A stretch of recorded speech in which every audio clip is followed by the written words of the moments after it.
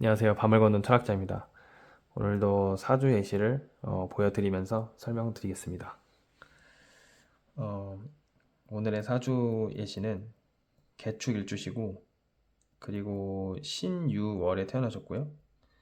그리고 이제 무자년생이십니다. 그리고 임자시에 태어나셨고요. 이분의 대운은 이제 지금 임술 대운이시고, 이제 내년에는 이제 그 다음이 개해 대운이시고, 이제 해자축이죠. 해자축을 지나서 그리고 이제 임묘진으로 가는 그런 운이거든요. 대운의 흐름은 이분의 어머님이 질문을 하신 거예요. 지금 이분이 공부를 꽤나 하시는 분인데 그 이제 내년에 수능을 봐야 된다. 근데 고민이 많대요. 그러니까 그 누구나 아는 명문대, 그 서울에 있겠죠. 명문대에 신소재공학과를 보낼 것인지 아니면 그냥 지방의 한의대를 보낼 것인지 고민이 많대요.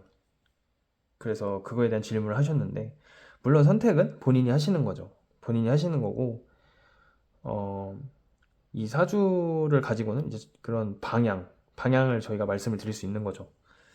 일단 보시면, 6월의 개수죠. 그러니까 개수가 6월에서는 이제 사가 되죠, 사. 이제 개수는 6월에 힘이 없죠. 임수랑 다른 거예요, 개수는. 임수와 개수는 음양의 관계에 있죠. 그래서 둘은 굉장히 다른 겁니다. 같은 수가 아니라 이런 만세력을 보면 뭐 여기 지금 검정색 글씨와 하얀색 글씨가 많다고 뭐 금생수한다고 그럴 게 아니라는 거죠. 오행의 생극제하는 천간만을 가지고 하는 거고 지지는 지구의 사계절의 순환을 하기 때문에 이 간지로 되어 있잖아요. 사주는 천간과 지지라는, 그러니까 천간과 지지를 명확하게 구분하고 음과 양을 정확하게 구분을 해야 되겠죠. 임수와 개수는 엄연히 다른 글자죠. 그 개수가 이제 4월에 태어나서 이 6월에 태어나서 사라는 사 중에 이제 이 축 양에 있는 거죠. 그러니까 개수 일간 자체가 힘은 약하죠. 근데 여기 임수를 보시면 제왕이잖아요, 제왕. 그러니까 임수 이 시간에 있죠, 시간. 그러니까 겁재잖아요, 겁재. 그리고 이 겁재가 엄청나게 강한 거죠. 이렇게 뭐 학생 때 이런 시험을 본다거나 공부를 할 때 이런 겁재, 이런 승부욕 굉장히 중요하죠. 잘 쓰죠, 겁재를 가장 그렇게. 그리고 여기 신금은 편인이죠, 편인. 그러니까 편인이라는 거는 이제 특수학문이죠, 특수학문. 그러니까 정인과는 완전 다른 글자죠. 그런데 이제 임수와 개수가 있으니까 이런 글자들은 사계절의 순환이 항상 말씀드리지만 음간 영역이지만 음 중에 음이지만 사계절 순환 자체는 이제 봄과 여름에서 매우 확산하는 그런 글자죠. 그러니까 이중 심리를 가지고 있는 거예요. 조용하고 소심한 건 맞는데 누군가 나를 나의 잘난 면을 알아봐 줬으면 좋겠는 그런 이중적인 심리가 있는 거죠. 그러니까 겁재, 여기에 또 겁재가 있으니까 그런 시너지가 엄청 나겠죠. 그게 무토가 있고, 무토는 이제 매우 확산하고 상승하는, 폼나야 되고 화려해야 되고 이런 마음이 있죠. 보시면은 이제 여기서 6월에서 이 경금과 을목을 잘 쓴단 말이에요. 그러니까 정인이죠, 정인. 이거는 식신이란 말이에요. 근데 운을 보시면 초년이 이 임술 대운이잖아요. 그러니까 이 술에서 물론 사계절이 걸쳐 있지만, 계절이 걸쳐 있지만, 여기 보시면 경금과 을목을 잘 쓰겠죠, 일단은. 그러니까 지지에서도 이걸 잘 쓰는데 이 정인, 이게 초년에 이렇게 가면은 이분 입장에선 괜찮죠. 그리고 여기 승부욕, 이 겁재가 오죠, 겁재.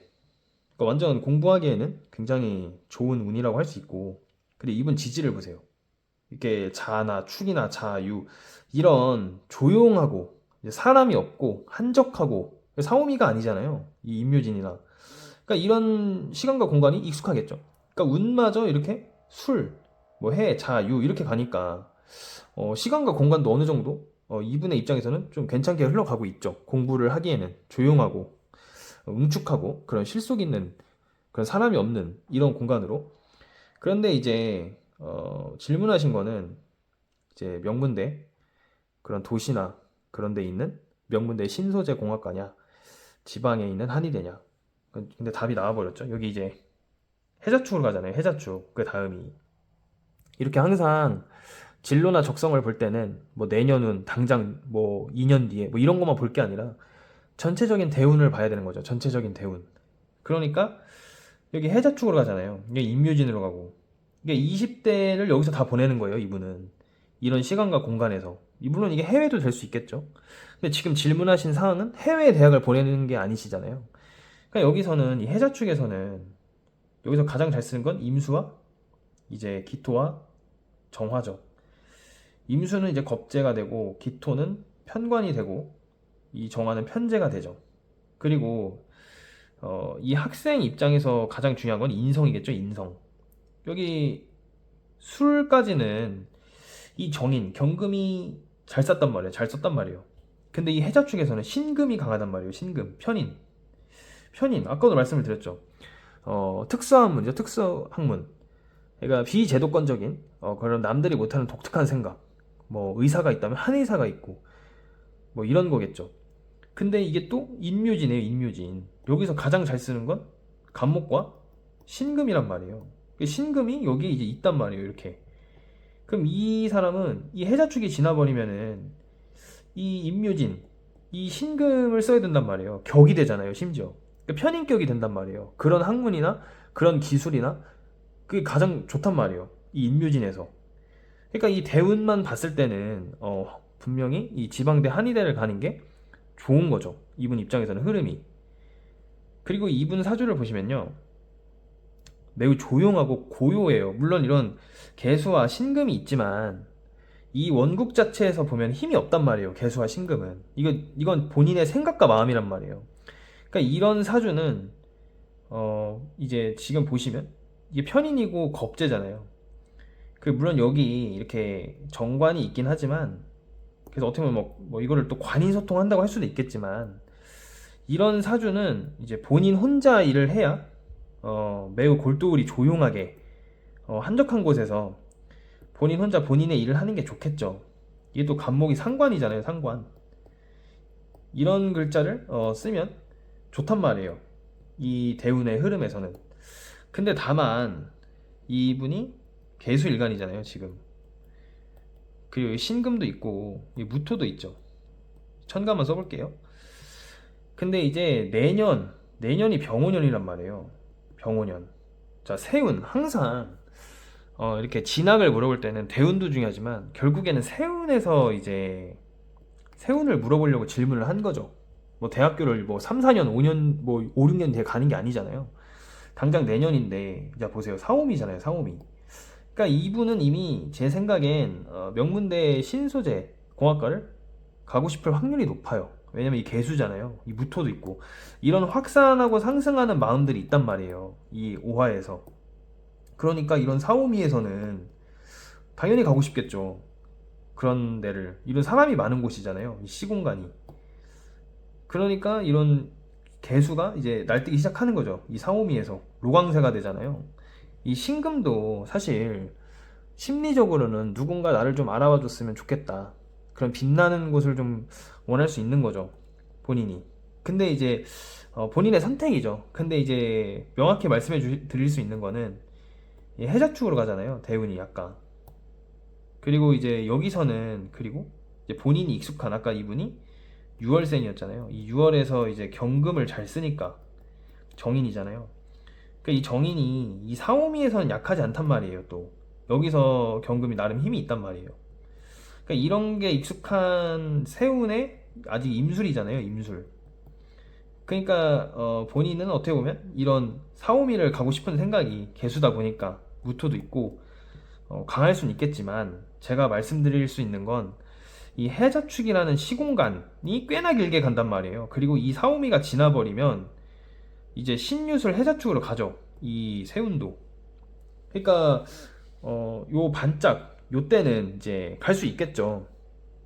근데 장기적인 관점, 장기적인 그런 진로로 봤을 때는 저는 한의대를 가는 게 나아 보입니다. 네.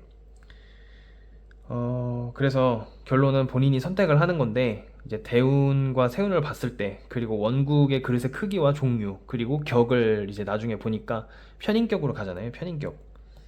편인격이고 이분이 이제 시공간도 원국 자체에서도 이런 조용하고 이제 시끄러운 곳을 그렇게 좋아하지 않는단 말이에요. 그리고 대운도 해자축으로 가고 이거 다음은 이제 임묘진이니까 임묘진에서 이제 편인격이 되고 세운에서는 당장은 사옴이지만 이게 지나버리면 신유술 해자축으로 매우 길게 시공간이 다 시골과 이런 지방 조용한 곳 이렇게 간단 말이죠. 그리고 내가 만나야 되는 사람들이 이런 해자축에 있는 거예요. 해자축. 자, 해자축에는 노인이 많을까요? 이제 젊은 사람들이 많을까요? 당연히 노인이 많단 말이에요. 그러면은 자, 대부분 한의원에 오는 분들은 노인분들이죠. 그런 거예요, 그런 거. 물론 이 임묘진에서는 여기보다는 좀 괜찮은, 좀 괜찮다고 하면 좀 그렇고, 여기보다는 조금 이제 좀 신도시나 이런 쪽으로 이동을 할 수 있겠죠. 근데 이런 해자축으로 일단 당장 길게 가니까 저는 제 생각으로는 지방대 한의대를 가는 거를 저는 말씀을 드리고 싶습니다. 그리고 이제 아까 말씀드렸던 임수와 개수의 차이에 대해서 한 번 더 말씀을 드리면, 임수는 엄연히 이제 양이고요. 개수는 음이에요. 그리고 적천수에서 옛날 이제 아시는 분은 아시겠지만 적천수에서 이제 음양 순역이라는 말이 있어요. 음양 순역설. 그러니까 말이 좀 어려운데 이게 그러니까 음과 양은 반대로 운동을 한다는 거예요. 반대로. 그러니까 음과 양이 대등하다는 거죠. 그러니까 또 이런 말도 있습니다. 음생 양사. 이거는 음이 생하는 곳에서 양은 죽는다. 근데 이게 결국에 12운성을 말하는 거예요. 기존의 12운성. 기존. 근데 이제 적천수의 원문에서 뭐라고 하냐면 이거는 이론의 여지가 없대요. 맞다는 거예요. 근데 보세요. 음과 양은 반대로 운동한다. 그러니까 음과 양은 반대로 움직여야 되겠죠. 임수는 이 방향으로, 개수는 이 반대 방향으로. 그러니까 대등한 거죠. 근데 이거 왜 맞지 않냐고 하냐면 이 12운성이 왜 맞지 않냐. 결국에는 양의 12운성은 맞아요. 맞다는 거예요. 근데 음의 12운성이 맞지 않다는 거예요. 이 적천수에서는. 그러니까 사주를 해석할 때는 요거를 믿지 마라. 오류가 많다. 그러니까 적천수에서도 기존의 12운성에 오류가 있다는 걸 인지를 하고 있어요. 그 옛날부터 음과 양이 대등해야 되는데 대등하지 않으니까. 그래서 지금 많은 분들이 이제 12운성이 새로 나왔고, 그리고 12신살도 월지로 봐야 된다는 말이 많죠. 새로 나왔죠. 그래서 이거를 이렇게 새롭게, 저도 그 중에 한 명이죠. 이렇게 새롭게 적용하는 사람들이 많아졌어요. 그리고 이거를 아예 적용하지 않는 분들도 있죠. 반대로. 그게 뭐냐? 12운성은 뭐 약간 불안하다, 불안정하다, 뭐 이런 식으로 해서. 그래서 저희가 생각을 해보면, 자, 음과 양은 대등해야 돼요. 그러니까 절태양이라는 이 휴식과 충전이 필요한 이 시간과 공간에는 당연히 반대에는 로광세가 있겠죠. 저희가 그냥 음양을 생각을 하면. 그리고 거꾸로 이제 생욕대라는 이제 막 걷기 시작해서 어린아이가 청소년이 될 때까지 이런 운의 반대에 있는 건 병사묘겠죠. 이렇게 음양이 대등하단 말이에요. 아이고 죄송합니다. 음양이 이제 대등해야 된단 말이에요. 그러니까 적천수에서도 음양 순역설을 인정하잖아요. 음과 양은 반대로 움직여야 된다. 근데 음생 양사 12운성 이거는 이제 맞지 않는다는 거예요. 음의 12운성이 맞지 않기 때문에. 그런데 저희는 이제 그 사주 명리라는 거는 간지로 되어 있잖아요. 간지. 그러니까 이거를 이제 오행으로 사주를 해석하라고 해요. 그 적천수에서 어떤 분이. 근데 오행으로 해석을 해버리면 아까 말씀을 드렸던 음양 순역설을 위배하는 거잖아요. 아니, 분명히 이거는 이론의 여지가 없다고 하면서 이걸 오행으로 봐버리면 임수와 개수를 구별하지 않는 거잖아요. 그러면은 해자축에서 임수와 개수가 둘 다 강해지는 거잖아요. 그럼 이걸 어떻게 구별을 할 거냐는 거죠. 그래서 나온 게 이제 격국론이죠. 격국론. 이 격국을 정하는 거예요. 이 신강신약을 따져가지고. 근데 말이 안 되는 거죠. 천간은 분명히 오행 운동을 하고 지지는 사계절의 순환 운동을 하는데 이걸 어떻게 오행으로 다 바라보냐는 거예요. 그러다 보니까 저희가 병화 정화를 구별하지 않고 그냥 여름에 화가 강하다 이렇게만 생각을 하는 거예요. 한쪽으로만. 그러니까 12운성을 계속 양 중심으로 해석을 하니까 맞지 않는 거죠. 사주 자체를 양으로 해석하는 거죠. 양으로. 그러니까 신강 신약을 따져서 격국론을 정하는 그런 게 나왔는데 이거의 한계는 이제 종격에서 나오는 거죠. 종격. 제가 저번에도 말씀드렸던 구별을 못 하잖아요. 사주가 뭐 빨간색으로만 돼 있으면은 신강신약을 따질 수 없으니 강한 세력을 따르라. 나는 이제 명확하지 않은 자기의 직감에 매우 의존하고 상대방의 질문을 통해서 그런 대운을 봐야 하는 그런 황당한 그런 이제 해석이 나오는 거죠. 그래서 오늘은 이제 약간 음과 양에 대해서 간지론에 대해서 약간 간단하게 설명을 드렸고요. 그리고 사주 예시를 가지고 설명을 드렸는데 다음에도 다른 예시를 가져와서 설명을 드리겠습니다. 감사합니다.